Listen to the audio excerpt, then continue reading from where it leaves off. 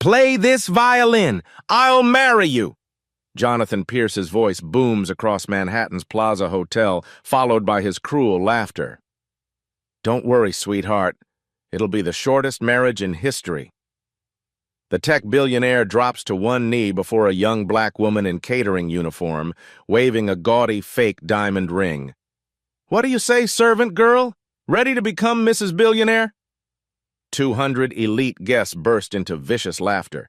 Pierce stands, brushing his knee like he's touched filth. Actually, let me rephrase that. Play this violin properly, and I'll consider letting you clean my wife's jewelry. He grabs the priceless Stradivarius, holding it just out of her reach. But we both know how this ends, don't we? Those callous dishwashing hands couldn't make this sing any more than a monkey could perform surgery. The woman, Amelia, stands frozen under spotlights, trembling. Pierce smirks at his audience. Ladies and gentlemen, prepare to witness the most expensive joke of the evening. Have you ever been turned into a public joke by someone who thought you were beneath them? 6 hours earlier, Amelia Thompson's alarm clock screams at 4:30 a.m. in a cramped Queen studio apartment. The sound mingles with the steady wheeze of her grandmother's oxygen machine, creating a symphony of survival that has become her morning soundtrack. She rolls off the pull-out couch that serves as her bed, careful not to disturb the medical equipment crowding their shared space. Grandmother Rosa sleeps fitfully in the apartment's only real bed, her weathered hands clutching the blanket Amelia bought from Goodwill 3 months ago. The bathroom mirror reflects a face that carries 28 years of deferred dreams, dark circles under eyes that once sparkled during late-night practice sessions at Juilliard, hands that move with unconscious grace as she braids her hair, the same fingers that used to dance across piano keys with the precision of a surgeon. Those hands tell a different story now, cracked from industrial cleaning chemicals, scarred from kitchen knife accidents, calloused from scrubbing floors in Manhattan office buildings, while classical music echoes in her memory like ghost notes from another life. The kitchen counter holds 3 pill bottles, Grandmother Rosa's diabetes medication that costs $800 monthly. Insurance denied coverage 6 months ago. The eviction notice taped to their door demands $4,000 by next Friday, or they're out. Amelia opens the refrigerator. Half a carton of milk, 2 eggs, wilted lettuce. She calculates silently. Tonight's catering gig pays $300 cash. Tomorrow's corporate cafeteria shift brings another $40. Sunday's house cleaning for the Upper East Side family adds $60 more. Still not enough. In the corner, covered by a faded bedsheet, sits her old Yamaha keyboard. She hasn't touched it in 8 months. Sometimes she catches herself staring at the covered shape, remembering the weight of keys beneath her fingers, the rush of creating something beautiful from silence. The silence where music used to live feels heavier than poverty itself, more suffocating than their cramped apartment, more painful than the constant ache in her feet from standing 12-hour shifts.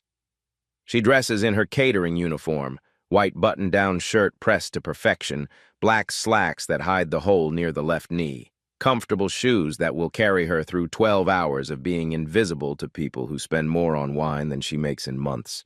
The subway ride to Manhattan takes 42 minutes. She uses the time to review French vocabulary on her cracked phone screen, leftover homework from the hospitality management course she's taking online, hoping to eventually manage events instead of serving them. Around her, the morning commuters wear earbuds, lost in podcasts and playlists. Amelia rides in silence, listening to the train's rhythm that sounds almost like the opening bars of Chopin's Nocturne in E-flat major. Her fingers move against her thigh, muscle memory playing invisible keys. The Pierce Industries building looms 47 stories above Midtown.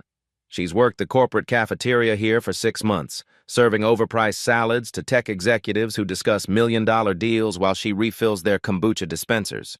Today feels different, though she can't explain why. Maybe it's the acceptance letter she glimpsed yesterday in Grandmother Rosa's mail stack. Another invitation to audition for a regional orchestra, another opportunity she can't afford to pursue.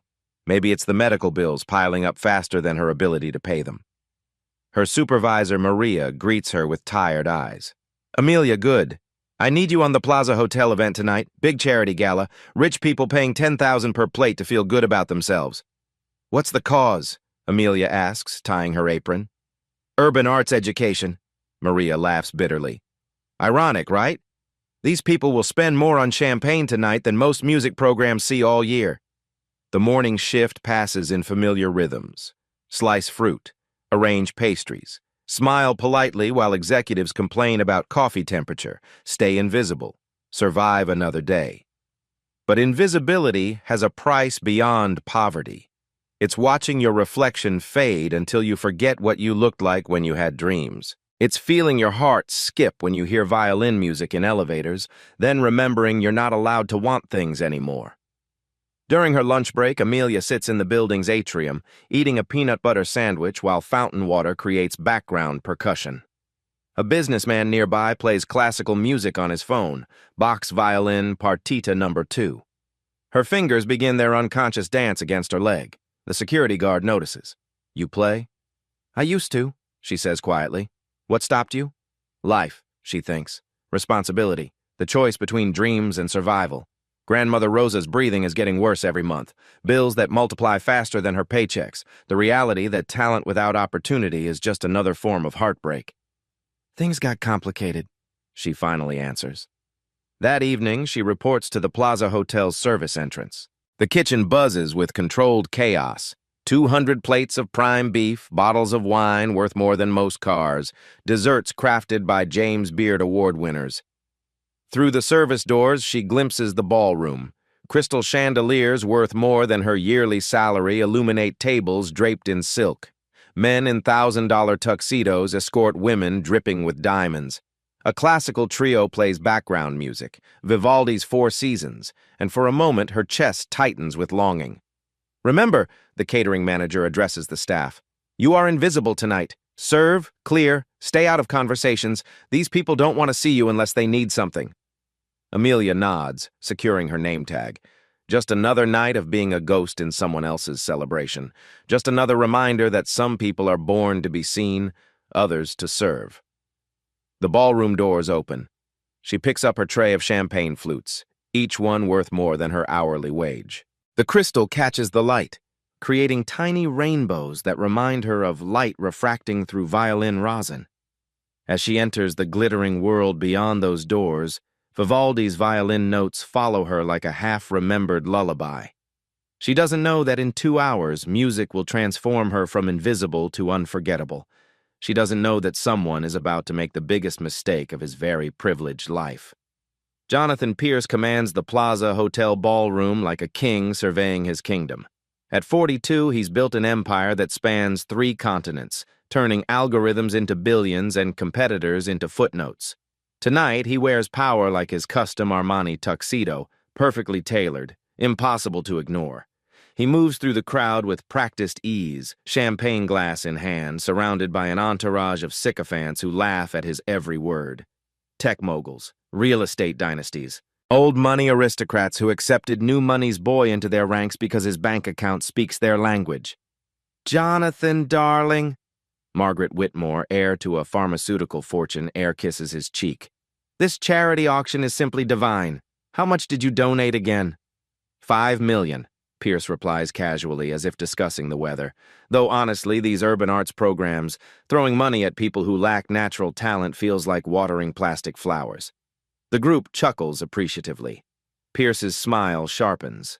He's known for these moments, casual cruelties delivered with surgical precision, designed to remind everyone exactly where they stand in his carefully constructed hierarchy. Near the auction display, priceless artifacts gleam under museum lighting. Pierce's contribution dominates the collection, a 1721 Stradivarius violin worth $15 million. The placard reads, "On loan from the Pierce collection of fine instruments." "You play, Jonathan?" asks Senator Bradley, eyeing the violin with obvious envy. "I appreciate artistry," Pierce deflects smoothly. "Some people are born with the genetic coding for true musical excellence.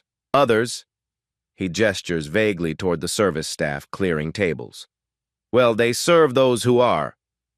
His assistant Marcus hovers nearby, live streaming Pierce's every move to his 2.3 million social media followers. The comments flow like digital applause. "Pierce is a genius. Love how he tells the truth. Finally, someone who isn't politically correct. Pierce notices the classical trio finishing their set. Vivaldi's final notes fade into polite applause. An idea forms. The kind of idea that has made him both famous and infamous across social media platforms. "Ladies and gentlemen," he announces, tapping his champagne glass with a Cartier pen. The ballroom gradually quiets. 200 faces turn toward him expectantly. "Tonight we celebrate urban arts education." How fitting! His voice carries across the room with practiced authority. But I wonder, do we really understand the difference between true artistry and, well, wishful thinking? Murmurs ripple through the crowd. Phones emerge like flowers turning towards sunlight. Pierce's followers know this tone. Something entertaining is about to happen. He strides toward the auction display, his Italian leather shoes clicking against marble floors. The Stradivarius gleams under spotlights, ancient wood bearing centuries of musical history. This violin has been played by masters. Paganini himself may have touched these strings. Pierce lifts the instrument carefully, reverently. It represents the pinnacle of human achievement, both in craftsmanship and in the hands qualified to wield it. His eyes scan the service staff positioned around the room's perimeter. Mostly black and Latino workers in crisp white uniforms, trained to remain invisible until needed. Pierce's smile grows predatory. "I'm curious," he continues, his voice gaining theatrical momentum. "How many of tonight's support staff believe they possess the genetic gifts necessary to make this masterpiece sing?" The discomfort in the room is palpable. Some guests shift uncomfortably, others lean forward, sensing entertainment. Pierce's followers watch their screens eagerly. Their idol is building toward something spectacular. "In fact," Pierce's voice rises, "I have a proposition that might settle this question scientifically." His gaze lands on Amelia, who's clearing champagne flutes from a corner table. She moves with unconscious grace, her fingers handling delicate crystal with the same careful precision a musician might use. Something about her posture, her bearing, irritates him in a way he can't quite name. "You there," he calls out, pointing directly at her. "Yes, you with the natural rhythm." The spotlight operator, assuming this is planned entertainment, bathes Amelia in harsh white light. Every phone in the room swivels toward her like weapons seeking a target. Pierce's entourage exchanges knowing glances. They've witnessed his social experiments before. Elaborate humiliations disguised as opportunities designed to prove his theories about genetic superiority and class distinctions. "I believe," Pierce announces to his captive audience, "that we're about to conduct a fascinating experiment in the intersection of nature, nurture, and delusion." His live-stream viewership spikes to 50,000 watching in real time. Comments flood the screen. "This is going to be epic. Pierce is about to destroy someone. Can't wait to see this." The classical musicians pack their instruments nervously. The catering staff freeze in place, unsure whether to continue working or bear witness to whatever their colleague is about to endure. Pierce holds the Stradivarius like a weapon, his smile sharp enough to cut crystal. In his mind, he's already scripting the viral video that will cement his reputation as someone willing to speak uncomfortable truths about human potential. He has no idea he's about to become the star of a very different kind of viral moment. The stage is set. The cameras are rolling. The trap is baited. All that remains is to spring it. "Play this violin, I'll marry you!"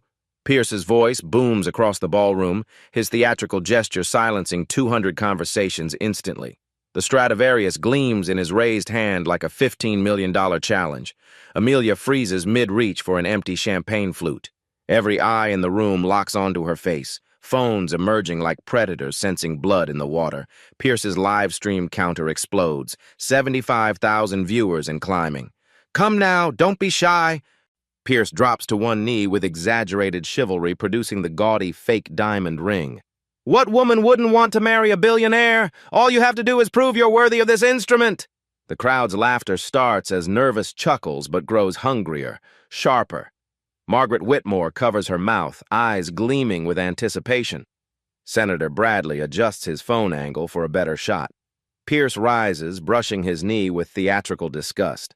"Actually, let me be more specific about the terms of this engagement." He pauses for effect, letting the tension build. I want you to play Paganini's Caprice No. 24, the most technically demanding piece ever written for violin. Gasps ripple through the crowd. Even the classical musicians exchange shocked glances. Marcus Brooks, the renowned violinist attending tonight's gala, leans forward with obvious concern. You have exactly 5 minutes, Pierce continues, consulting his Patek Philippe watch. And not one note out of place, not one rhythm was missed. Perfection or the wedding's off. His entourage erupts in delighted laughter. Jonathan, you're wicked! Margaret squeals. The poor girl doesn't even know what Paganini is. Pierce's smile turns razor sharp. Oh, but wait! There's more! He signals his assistant, who produces a stack of papers with obvious theatrical preparation. I've brought actual marriage documents, legal contracts. We can make this official right here, right now. The ballroom's energy shifts from uncomfortable to electric. This isn't just humiliation. It's a spectacle designed for viral consumption. Pierce's followers flood the comments. Yes, this is why we love Pierce. About to go viral. But first, Pierce announces, moving closer to Amelia, let's make sure our bride-to-be is properly prepared for her audition. He signals the server carrying wine. Oops! The red liquid splashes across Amelia's hands, staining her white uniform sleeves crimson. So clumsy of me. Now you'll have to play with sticky fingers. Hope that doesn't affect your natural talent. The crowd roars approval. Cameras capture every angle of the wine dripping from her hands like stage blood. Oh dear, Pierce continues with mock concern. And I just remembered this violin was freshly tuned yesterday.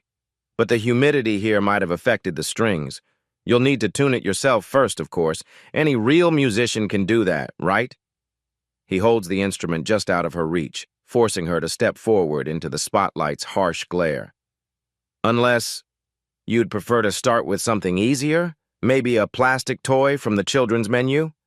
His assistant produces a child's violin from seemingly nowhere, clearly another prepared prop. The crowd explodes in laughter. Someone shouts, "Give her the kiddie version." Pierce's voice rises above the chaos. Actually, let's make this truly memorable. He points to a small platform near the auction display. You'll perform standing on one leg, for dramatic effect, of course. We want our wedding video to be unforgettable. The humiliation layers upon itself like a carefully constructed trap. Wine-stained hands, impossible musical demands, physical challenges designed for failure. All captured by dozens of cameras, broadcast to millions of viewers hungry for schadenfreude.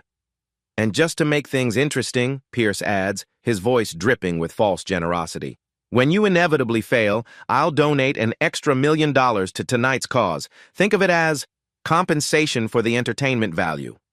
Marcus Brooks stands abruptly. This is enough. Sit down, Marcus, Pierce snaps, his mask slipping momentarily. Unless you'd like to explain to these good people why you're defending mediocrity. The renowned violinist reluctantly takes his seat, clearly wrestling with the social dynamics of intervention versus self-preservation. Pierce returns his attention to Amelia, who stands trembling under the spotlights, wine still dripping from her fingers onto the marble floor. Her champagne tray lies forgotten on a nearby table. So, my dear, he says, voice thick with anticipated victory. Do you accept my proposal? Will you take this impossible challenge and become Mrs. Jonathan Pierce for approximately 30 seconds? He extends the Stradivarius toward her like a poisoned apple. Or would you prefer to return to your natural habitat, the kitchen, and leave music to those actually qualified to create it? The ballroom holds its breath. Phone record. Millions watch online. The trap has been set with surgical precision. All that remains is to see whether his victim will step into it willingly. The ballroom silence stretches like a held breath. 200 pairs of eyes wait for Amelia's inevitable retreat, her surrender to the impossible challenge designed for her failure. Pierce's satisfied smirk widens as he watches her trembling hands, wine still dripping onto Italian marble. But something shifts in Amelia's posture. A memory surfaces through the humiliation, her grandmother's weathered voice from years ago, when young Amelia cried after a failed audition. Baby girl, your music doesn't live in other people's opinions. It lives in your soul, and nobody can touch your soul unless you let them. Another memory. Her Juilliard professor's first lesson. The violin doesn't care about your circumstances, Amelia. It only responds to your truth. The acceptance letters hidden under her bed. The dreams she abandoned not from lack of talent, but from lack of choice. The music that still flows through her fingers every time she unconsciously taps rhythms against her leg during subway rides. Pierce's voice cuts through her thoughts. Come now, sweetheart. We don't have all night. Your shift supervisor is probably wondering where you've wandered off to. The crowd's laughter feels distant now, muffled by something rising inside her chest. Not anger, something deeper. Something that has been sleeping for 8 months under a bedsheet in a queen's apartment. Amelia sets down her champagne tray with deliberate precision. The crystal doesn't rattle. Her hands, despite the wine, move with steady purpose. She looks directly into Pierce's eyes for the first time since this nightmare began. When she speaks, her voice carries across the ballroom with unexpected clarity and strength. I accept your proposal, Mr. Pierce. The murmur of surprise ripples through the crowd. Pierce's smirk falters slightly. This wasn't part of his script. But, Amelia continues, stepping forward into the spotlight's harsh glare, when I play this piece, it won't be for your entertainment. It won't be for your fake marriage proposal. It'll be for every dream that people like you have tried to kill. Her voice grows stronger with each word. It'll be for every person in this room who thinks talent comes with a price tag, for everyone who believes worth is determined by zip code or skin color or the uniform someone wears to survive. She reaches for the Stradivarius, her wine-stained fingers steady now. And Mr. Pierce, when I finish playing Paganini's Caprice 24 perfectly, on one leg with whatever other obstacles you want to add, you'll honor your proposal, in front of everyone, in front of your millions of followers. Pierce's confident expression cracks slightly. This isn't the cowering retreat he expected. This is something else entirely. Because, Amelia concludes, lifting the priceless violin with the reverence it deserves, dreams deferred are not dreams destroyed, and you're about to learn the difference. The ballroom erupts in shocked whispers. Marcus Brooks leans forward, recognition flickering in his eyes. Pierce's live-stream chat explodes with confusion and anticipation. The trap has been accepted, but perhaps not by the person Pierce intended to catch. Amelia lifts the Stradivarius to her shoulder, and instantly something feels wrong. The strings are loose, deliberately loosened. She plucks each one softly, confirming her suspicion. 2 of the 4 strings have been tampered with, nearly severed. Pierce's sabotage. The realization should devastate her. Instead, it ignites something fierce in her chest. She looks directly at Pierce, whose smirk has returned full force. Equipment malfunction, he announces to the crowd with theatrical disappointment. I guess our wedding will have to wait. These old instruments are so temperamental. But Amelia surprises everyone, including herself. Her voice cuts through his fake sympathy with quiet steel. No problem. Paganini was famous for playing with broken strings. Let's make this interesting. The ballroom gasps. Even Marcus Brooks sits bolt upright. What she's suggesting is virtually impossible. Playing Paganini's most demanding piece with only 2 functional strings borders on the supernatural.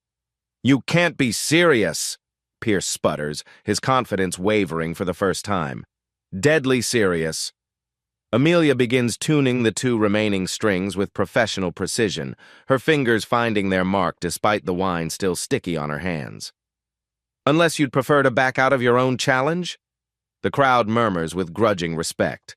This isn't the terrified retreat they expected. Pierce's live-stream chat erupts. Holy shit, is this real? She's actually going to try. Pierce recovers quickly, sensing opportunity in the sabotage revelation. Well, if you insist on making excuses before you even begin, he shrugs to his audience. I suppose we'll witness exactly what happens when delusion meets reality. Margaret Whitmore leans forward in her seat. Jonathan, maybe this has gone far enough. Nonsense! Pierce cuts her off sharply. The show must go on. Our entertainment for the evening demands nothing less than complete authenticity. His assistant adjusts the livestream angle, ensuring Pierce's confident face dominates the frame. The viewer count climbs past 150,000 as word spreads across social media. Comments flood in. This is insane! She's going to fail so hard! Pierce is savage!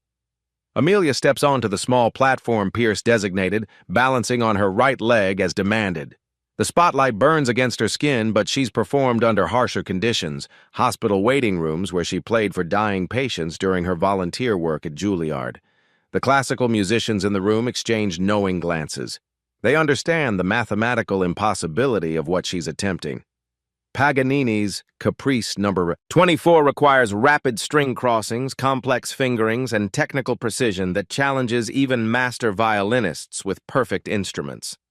5 minutes starting now, Pierce announces, consulting his Rolex with theatrical precision. Remember, not one mistake or the engagement is off. She closes her eyes and finds her center. The ballroom noise fades. The cameras disappear. Even Pierce's cruel smile becomes irrelevant. There is only the violin, only the music that has lived in her soul through every long night of washing dishes, every morning of serving coffee to people who look through her like glass. The opening notes of Paganini's Caprice No. 24 emerge from the Stradivarius like a prayer made audible.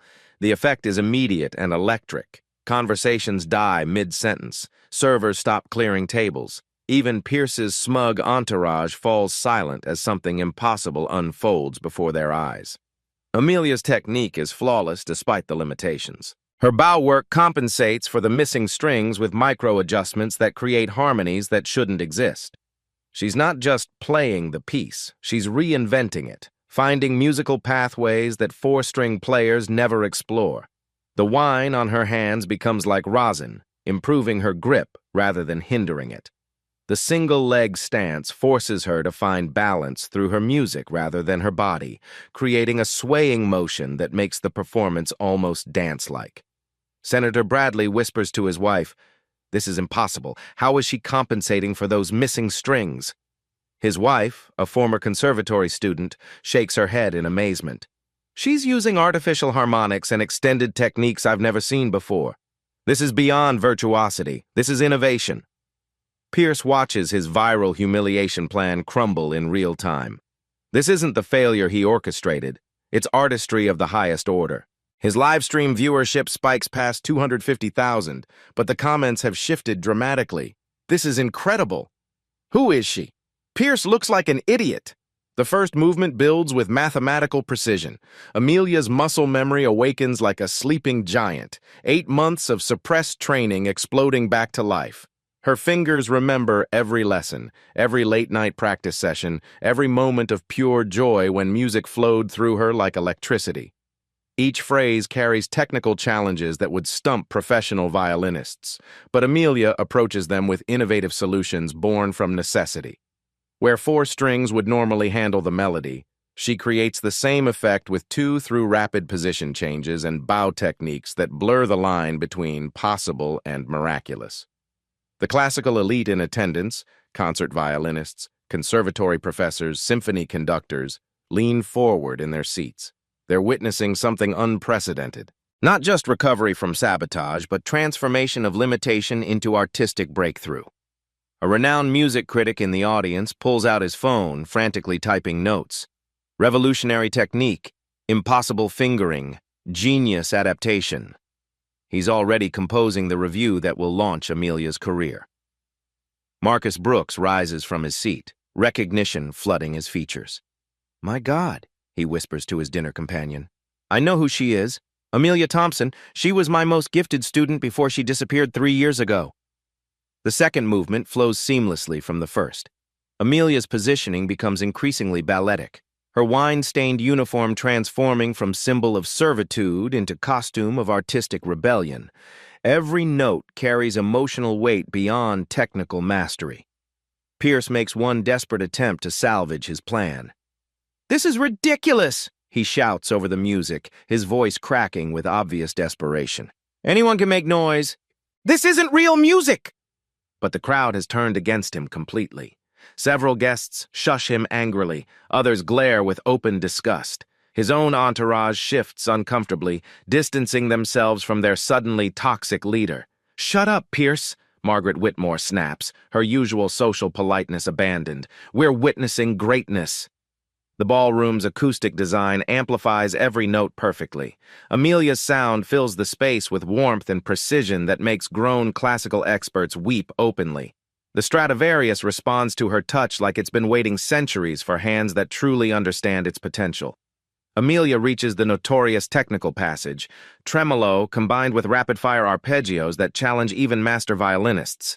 With only 2 strings, it should be impossible. She makes it look effortless. The missing strings force her to use techniques most violinists never attempt: artificial harmonics, extended positions, bow manipulations that create multiple voices from minimal resources. She transforms limitation into liberation, proving that true artistry transcends perfect conditions. Her grandmother's voice echoes in her memory.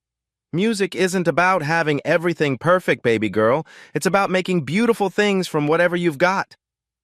The ballroom exists in suspended animation. Even the servers have stopped pretending to work, drawn into the magnetic pull of witnessing something unprecedented.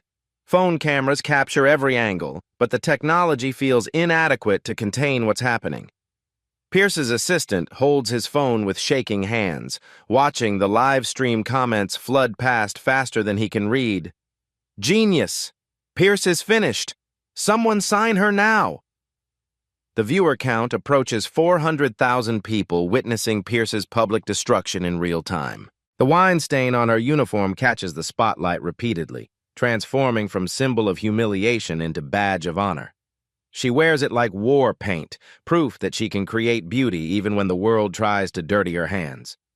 Every note builds toward the climactic passage that has ended countless professional careers. Amelia's breath control becomes visible, not from exhaustion, but from the controlled intensity required to maintain perfection while balancing on one leg and compensating for missing strings. The third movement explodes with cascading runs that seem to emerge from multiple instruments. Her bow work achieves the impossible, single strokes creating harmonies that violate acoustic physics. The Stradivarius sings in ways its makers never imagined possible. Marcus Brooks approaches the performance area, tears streaming down his face. Recognition and pride war in his expression. This is his student, his protege, proving that true artistry transcends circumstances. "Ladies and gentlemen," he announces to the stunned crowd, his voice thick with emotion, "you are witnessing one of the most gifted musicians I have ever had the privilege to teach." The revelation hits the room like lightning. Pierce unknowingly targeted a classically trained prodigy, and not just any prodigy, but one of Juilliard's most celebrated recent graduates. Pierce's face has gone ash white. His billion-dollar empire, built on the premise that success proves superiority, crumbles as a woman in a catering uniform demonstrates excellence that his money can never buy. The final technical passage approaches, double-stopped artificial harmonics combined with left-hand pizzicato that challenges the laws of physics. Amelia executes it flawlessly, her fingers dancing across the limited strings with supernatural precision. Amelia's final passage soars to impossible heights. Each note builds toward the crescendo that will either crown her triumph or expose her limitations. But there are no limitations, only possibilities she's creating in real time. The ancient Stradivarius wood resonates with music that transcends technical perfection and becomes something approaching spiritual experience. The final run builds to a crescendo that makes the ballroom's crystal chandeliers vibrate sympathetically. The last note hangs in the air like a benediction, pure and perfect and impossibly sustained. Then silence. Complete, absolute silence that stretches 5 eternal seconds. Marcus Brooks begins slow clapping, his applause echoing like thunder in the crystalline quiet. The thunderstorm breaks. Marcus Brooks's slow clap builds into a roar as 200 guests explode into standing ovation. The ballroom erupts with applause so thunderous it drowns out Pierce's live stream audio, forcing his assistant to frantically adjust settings. But this isn't ordinary applause. This is the sound of witnessing the impossible. Margaret Whitmore stands first among the elite, tears streaming down her Botox cheeks. "Extraordinary," she breathes, clapping until her diamond rings catch the light like fireworks. "Absolutely extraordinary." Senator Bradley pulls out his phone, but not to record, to delete the earlier footage of his own cruel laughter. His wife grips his arm, whispering, "We need to apologize. Publicly." The classical musicians rush toward the stage. A renowned conductor from the Metropolitan Opera pushes through the crowd, his face flushed with excitement. "Who are you?" he demands of Amelia. "Where have you been hiding?" Pierce stands alone in the chaos, his confident smirk replaced by slack-jawed horror. His entourage has melted away like rats abandoning a sinking ship. Margaret avoids his eyes. Senator Bradley turns his back entirely. "This can't be happening," Pierce mutters, watching his live-stream chat transform into a waterfall of condemnation. Pierce is trash. Most embarrassing moment ever. Sue him for discrimination. Boycott Pierce Tech. His follower count plummets in real time. 2.3 million becomes 2.2, then 2.1. The numbers fall like dominoes as the viral moment he created destroys him instead of his intended victim. Marcus Brooks reaches the stage, his voice carrying across the ballroom with obvious emotion.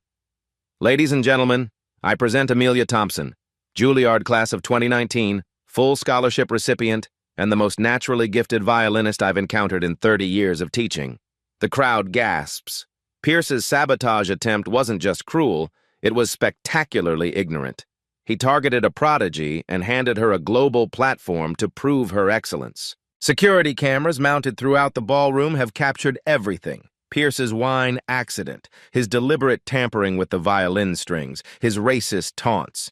The footage spreads across social media faster than his PR team can contain it. Amelia gently places the Stradivarius in its case, still balancing perfectly on one leg. She steps down from the platform with quiet dignity, her movements graceful despite everything Pierce put her through. The moment she faces him, the ballroom falls silent again. 200 phones focus on what happens next. 500,000 viewers hold their breath. Pierce tries to recover, his voice cracking. "Well, that was entertaining. I suppose we should call this whole thing Mr. Pierce." Amelia's voice cuts through his babbling like a blade through silk. "You made a proposal." The crowd leans forward. Pierce's face drains of color. "You promised to marry whoever could play this violin," she continues, her tone conversational but carrying steel underneath. "I played it. So—" The pause stretches like a held breath. Every camera in the room focuses on Pierce's sweating face. "When's our wedding?" The ballroom explodes. Laughter, applause, and shocked gasps blend into chaos. Pierce stammers, his mouth opening and closing like a fish drowning in air. That was just a joke," he manages weakly. Amelia's smile could cut glass. The wine stain on her uniform catches the light like a badge of honor. "Just like your entire life." The mic drop moment hits like lightning. The crowd roars approval. Pierce's live-stream chat becomes a celebration of his destruction. His stock price, already falling in after-hours trading, plummets another 5%. "But I'll be busy anyway," Amelia adds, her voice carrying across the silent ballroom with perfect clarity. "Juilliard called. They want their prodigy back." Pierce stands speechless, his billion-dollar empire crumbling around him while a woman in a catering uniform walks away victorious. The viral moment he created to humiliate her has become the most expensive mistake of his very privileged life. The hashtag #violin mic drop begins trending globally within minutes. Pierce Technologies board calls an emergency meeting, and somewhere in Queens, grandmother Rosa watches her granddaughter's triumph on a live stream that's already been viewed by millions. Justice, it turns out, has perfect pitch. The aftermath unfolds like dominoes falling in perfect sequence. Within 24 hours, Amelia's life transforms completely. Marcus Brooks doesn't just offer her a return to Juilliard, he fast-tracks her into the graduate program with full funding and a teaching assistantship. "We made a mistake letting you go," he tells her during their private meeting. "Juilliard needs you more than you need us." The anonymous benefactor reveals himself that same evening, tech entrepreneur David Kim, who attended the gala and witnessed Pierce's cruelty firsthand. "I've established a $100,000 fund for your grandmother's medical care," he tells Amelia over the phone. "No strings attached, just one human being helping another." But the ripple effects extend far beyond personal victory. Pierce Technologies stock continues its free fall. The board conducts an emergency meeting at 6 a.m., trading phone calls and urgent emails as damage control specialists scramble to contain the viral catastrophe. Pierce himself sits in his penthouse office, watching news coverage of his humiliation loop endlessly across financial networks. Tech billionaire's racist humiliation backfires spectacularly, reads the CNN Chiron. Pierce Technologies faces massive boycott after viral violin video. Major clients begin canceling contracts. The city of San Francisco announces it will not renew Pierce Technologies' municipal software deal worth $40 million annually. 3 board members submit resignation letters before noon. Pierce's personal social media accounts become graveyards. His follower count crashes from 2.3 million to 800,000, then continues falling as verified accounts unfollow him publicly. His blue checkmark disappears. Twitter suspends his account pending investigation into harassment policies. But perhaps most devastating of all, his mother calls. "Jonathan," her voice carries deep disappointment through the phone line. "I raised you better than this. What you did to that young woman was beneath contempt." Meanwhile, Amelia's story ignites something larger than individual redemption. The Amelia Thompson Scholarship Fund launches within 48 hours, crowdfunded by people who watched her triumph and wanted to help others like her. The goal: full musical education funding for service workers pursuing artistic dreams. Donations pour in from unexpected sources. The server who watched Amelia's humiliation contributes $50, half her weekly tips. A retired music teacher in Ohio sends $100. Classical musicians worldwide organize benefit concerts. The fund reached $2.3 million in its first week. Grandmother Rosa recovers enough strength to attend Amelia's return recital at Juilliard. Sitting in the front row, an oxygen tank beside her wheelchair, she watches her granddaughter perform Brahms' Violin Concerto with the student orchestra. "She never lost it," Rosa whispers to Marcus Brooks during intermission.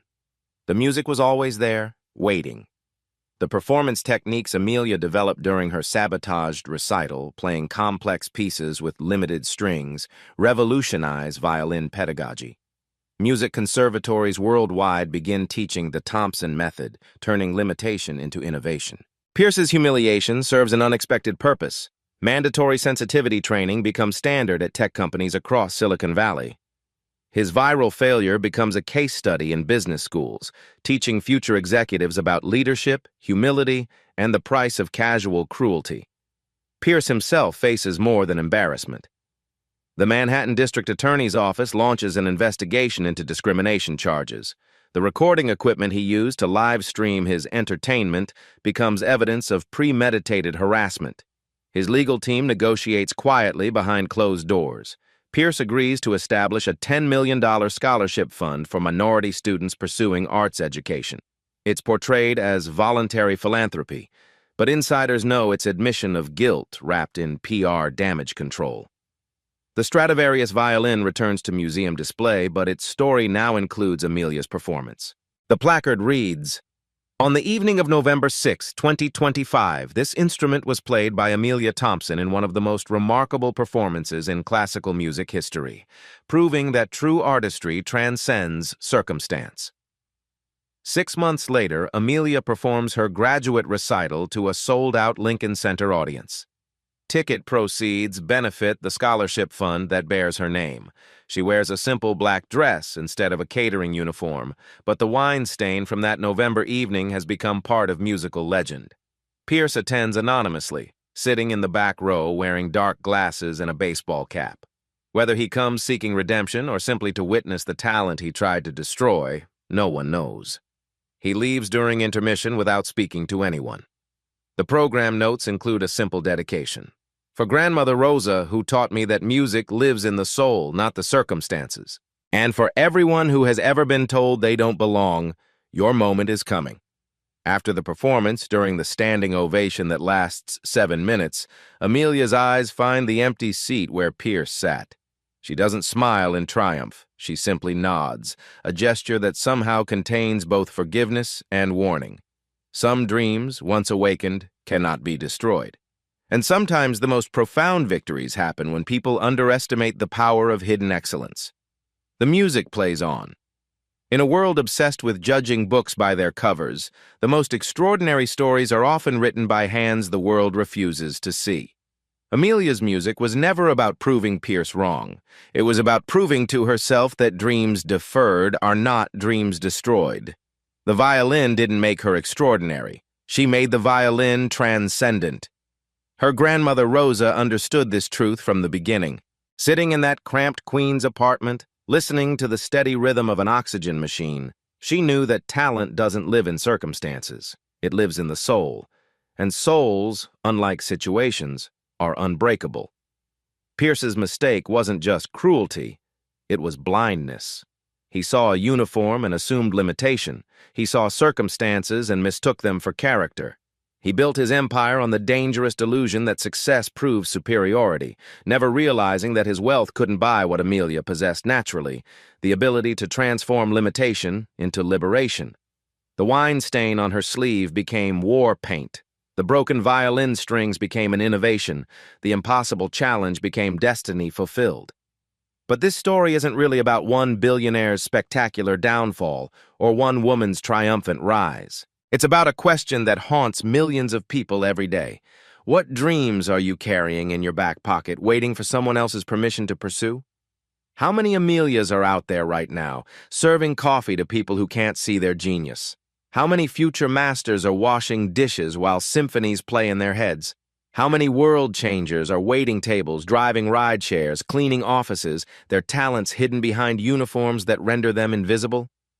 The truth Pierce learned too late is this. Excellence doesn't discriminate, but opportunity often does. Talent doesn't come with a price tag, but recognition sometimes requires courage. And sometimes the only difference between invisible and unstoppable is one moment of decision.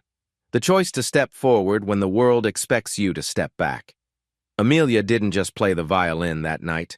She played the long game of delayed justice. She played for every person who has ever been dismissed, underestimated, or treated as less than their worth. She played the soundtrack of dreams that refuse to die. What would happen if you stopped waiting for the world to invite you to the table and simply showed them you belong there? What if your moment of truth is closer than you think? Your stage is waiting. Your instrument, whatever it may be, is ready. The only question is, when the spotlight finds you, will you be ready to make it sing? This story reminds us that genius comes in all uniforms, and sometimes the most profound performances happen when we least expect them. If you believe in the power of hidden potential being revealed, subscribe for more stories where the underestimated become undeniable. Next week, the janitor who solved MIT's impossible equation, because brilliance doesn't always come with degrees. Hit that notification bell if you're ready to see more moments where justice is served with perfect timing. Your story might be next. The story you heard today wasn't cleaned up. It was told exactly as it happened. At Black Voices Uncut, we believe that's the only way truth can live. If you felt something, hit like, comment, and your reaction, and subscribe. Every week, we bring you voices that refuse to be silenced.